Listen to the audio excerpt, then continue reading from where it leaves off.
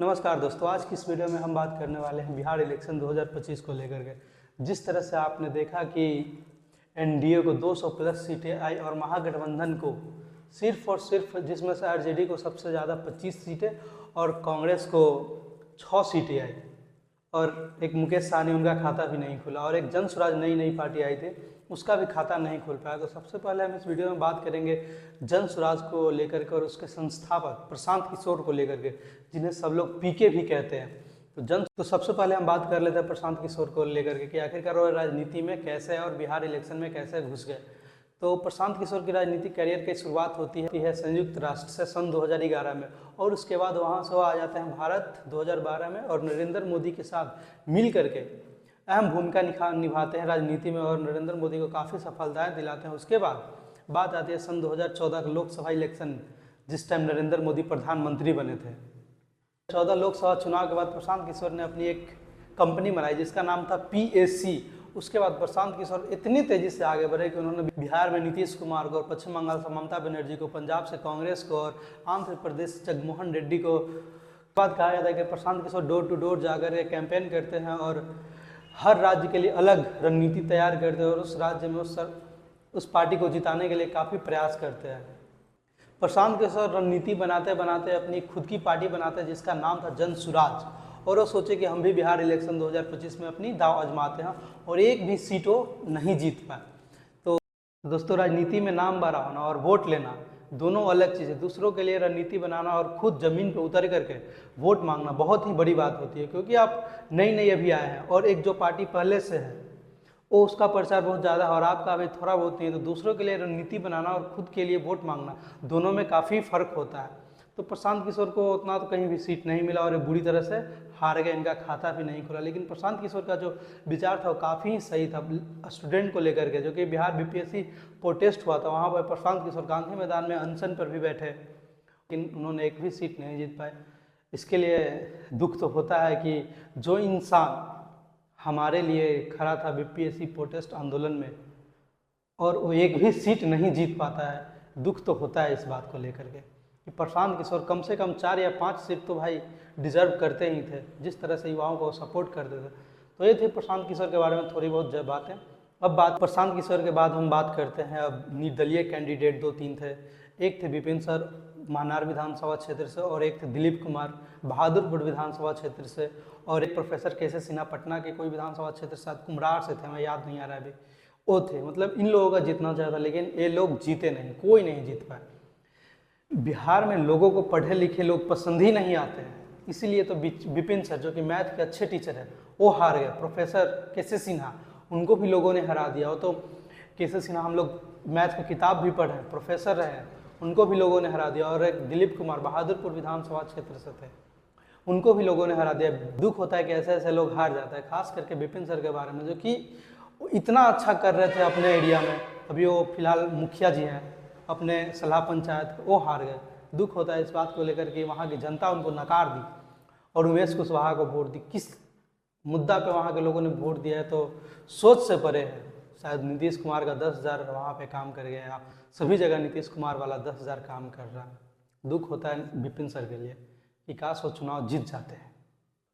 तो अब बात करते हैं महागठबंधन को लेकर के, जिसमें एक पार्टी आती है RJD, जो कि यादव समाज के लिए बिहार में सबसे बड़ी पार्टी मानी जाती है RJD। उसको मात्र और मात्र 25 सीट ही मिल पाई इस बिहार चुनाव में। उस क्या रही होगी, तो चलिए बात करते हैं उसके पीछे आखिरकार क्या कारण रही थी कि मात्र 25 सीट पे ही सिमट करके रह गए। सबसे पहली बात तो आती है कि तेज प्रताप को भी पार्टी से निकाल दिया, घर से निकाल दिया गया और पार्टी से भी निकाल दिया गया 6 साल के लिए। तो और वो भी चुनाव अपना अलग पार्टी बनाए और वो भी चुनाव लड़े, तेज प्रताप जी भी हार गए। उनको मतलब जीतना चाहिए था महुआ विधानसभा क्षेत्र से और घर से। तो पहला कारण तो ये हो जाता है कि उनको पार्टी से अलग कर दिया गया, घर से निकाल दिया गया तेज प्रताप यादव को। और दूसरा कारण, सबसे बड़ा कारण जहाँ तक मुझे लगता है कि यह है कि नॉमिनेशन चल रहा है और इनका अभी तक सीट डिसाइड नहीं हुआ है, सीट बंटवारा नहीं हुआ कि कितने सीट पे RJD चुनाव लड़ेगी और कितने सीट पे भाई साहब कांग्रेस चुनाव लड़ेगी, कितने सीट पे मुकेश सहनी जी चुनाव लड़ेंगे। इनका अभी तक कोई अता पता नहीं है और अंततः यही फाइनल होता है कि RJD और कांग्रेस दोनों आमने सामने 5 या 6 सीट पे फाइट कर जाती है।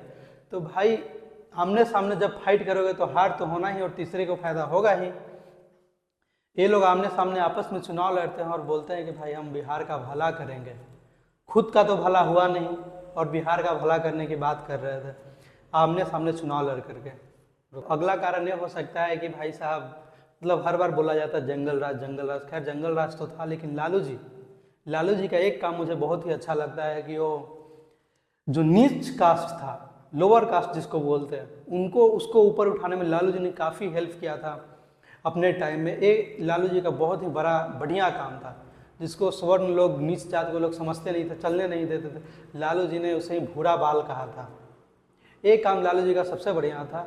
इसके बाद फिर बोला प्रचार में देखा है वो जंगल राज बोल बोल के हरा दिया गया। और अगला कारण ये हो सकता है कि इनके ऊपर गाने बहुत बढ़िया बढ़िया निकलते हैं।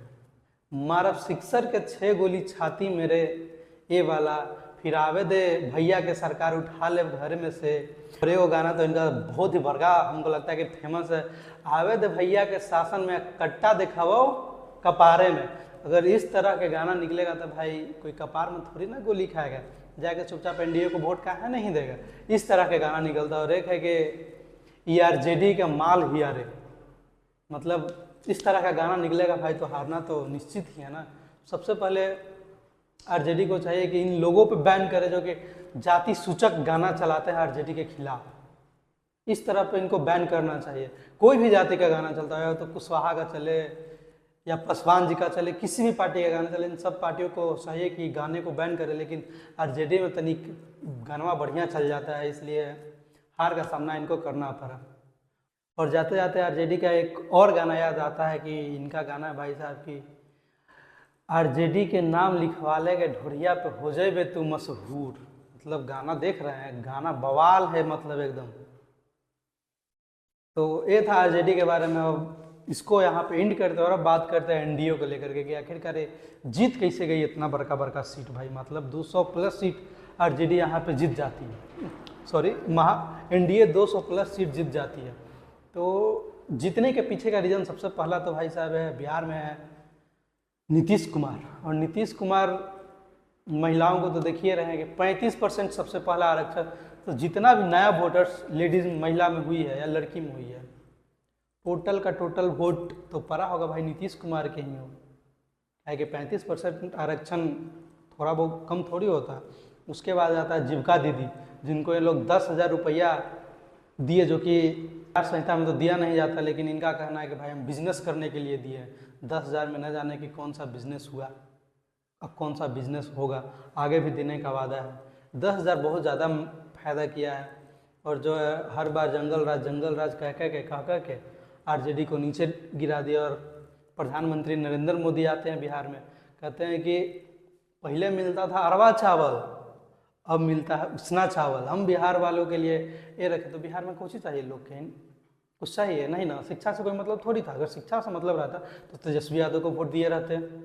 बिहार में शिक्षा से कहाँ मतलब है। बीपीएससी प्रोटेस्ट में इसी का एनडीए का ही सरकार था, इतना पिटवाया, तो तेजस्वी को उसके खिलाफ में तेजस्वी को वोट मिलना चाहिए था, कहाँ मिला। बिहार में युवा हो या युवा के गार्जियन को भी कोई मतलब नहीं है। बिहार उसका बेटा पटना में बीपीएससी प्रोटेस्ट में पिटाया या डोमिसाइल के लिए पिटाया, उसको कोई मतलब नहीं। उनको भाई साहब 10,000 रुपया मिला और एनडीए के पक्ष में वोट गया।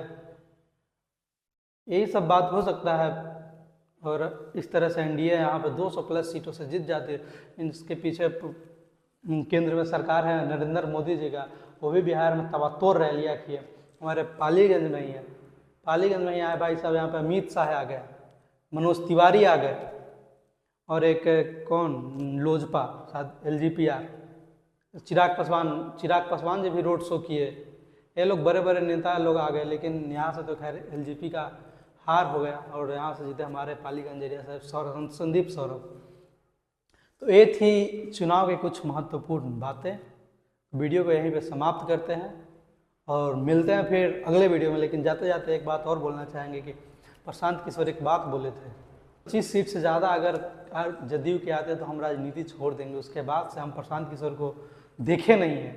और आरजेडी के बारे में भी एक और बात याद आता है कि जब सीट बंटवारा लेकर चल रहा था, एक नेता है इनके मदन शाह शायद नाम है जहाँ तक मुझे याद है, वो दरवाजे पर जा करके बोले थे कि हम शराब देते हैं कि 25 सीट से ज़्यादा इन लोग के नहीं आएगा भैया, और उतना पर ही सिमट गया। तो मिलते हैं फिर अगले वीडियो में, तब तक के लिए